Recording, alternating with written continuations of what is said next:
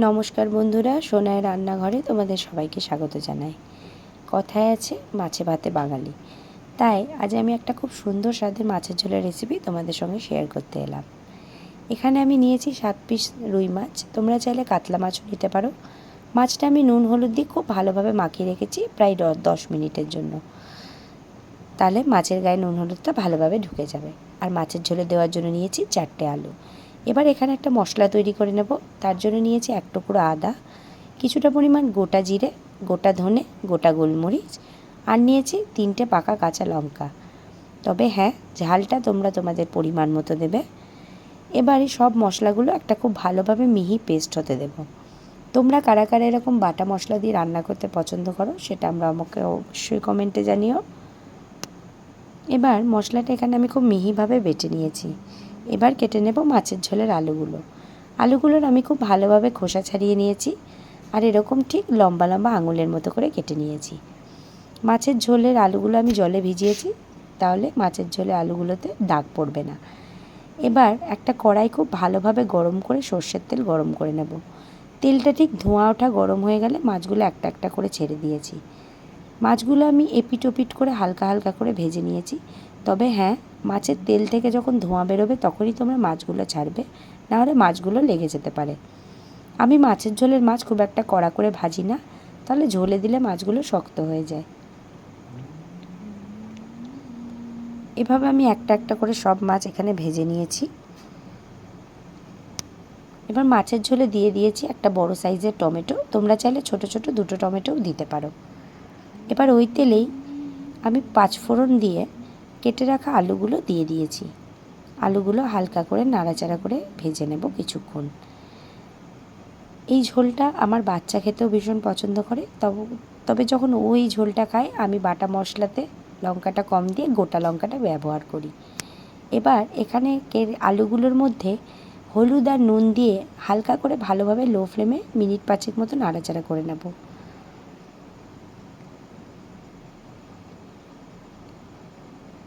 কিছুক্ষণ নাড়াচাড়া করার পর আমি কেটে রাখা টমেটোগুলো দিয়ে আলুর সাথে বেশ কিছুক্ষণ ভেজে নেব। এইভাবে একটু লাল লাল করে ভাজা হয়ে গেলে তখন দিয়ে দেব বেটে রাখা মশলাটা। তবে হ্যাঁ, বেটে রাখা মশলার একটা আলাদা স্বাদ হয়।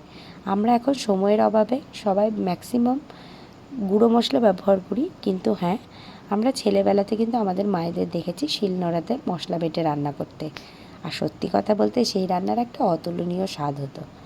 এবার মশলাটা দিয়ে আলুর সাথে খুব ভালোভাবে কষিয়ে নেব। আমি এখানে একদম লো ফ্লেমে প্রায় 10 মিনিট মতো আলুটা মশলার সাথে কষিয়ে নিয়েছি। এতে মশলার গন্ধটাও চলে যায় আর আলুটাও প্রায় 50% মতো সেদ্ধ হয়ে যায়। তবে হ্যাঁ, খেয়াল রাখতে হবে মশলাটা যেন কোনোভাবে তলা থেকে ধরে না যায়। যদি তলা থেকে মশলা হালকাভাবে ধরে আসে তাহলে আমি মাঝে কিছুটা পরিমাণ জল দিয়েছি। এখানে কিছুটা পরিমাণ জল দেওয়ার পর আমি আবার এটাকে ভালোভাবে কষিয়ে নিয়েছি কিছুক্ষণের জন্য।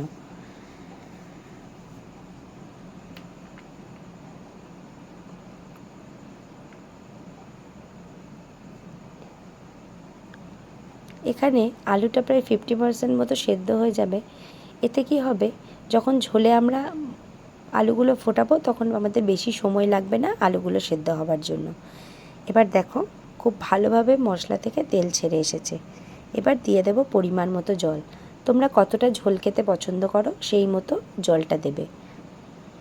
এখানে ভালোভাবে জলটা দেওয়ার পর আমি আলুগুলো আরেকবার নাড়াচাড়া করে নিচ্ছি। আমি আলুগুলোর সাথে এখানে দিয়ে দিচ্ছি ভেজে রাখা মাছগুলো। আমি মাছগুলো আলুর সাথে দিয়ে দিচ্ছি, কেননা যখন এটা ঝোলের সাথে ফুটবে মাছের মধ্যেও মশলাটা খুব ভালোভাবে ঢুকে যাবে। আমার এরকম চটজলদি রান্নার রেসিপি যদি তোমরা আরও পেতে চাও তাহলে প্লিজ চ্যানেলটা সাবস্ক্রাইব করার জন্য তোমাদের অনুরোধ জানালাম। এবার 10 মিনিট পর আমি লো ফ্লেমে মাছের ঝোলটা খুব ভালোভাবে ফুটিয়ে নিয়েছি এবং ঢাকাটা খুলে নিয়েছি। ঢাকাটা খোলার পর দেখো মাছের ঝোলটা প্রায় একদমই হয়ে এসেছে, আর আলুটা খুব ভালোভাবে দেখো এখানে সেদ্ধ হয়ে গেছে। এবার নামানোর আগে আমি এখানে দিয়ে দিচ্ছি কিছুটা পরিমাণ ধনেপাতা কুচি। তবে হ্যাঁ, এখন অফ সিজনে সবার কাছে ধনেপাতা অ্যাভেলেবেল নাই থাকতে পারে, সেক্ষেত্রে কোনো অসুবিধা নেই, আমার কাছে ছিল বলে আমি দিয়েছি। এবার এখানে মাছের ঝোলটা একদম পুরোপুরিভাবে তৈরি হয়ে গেছে।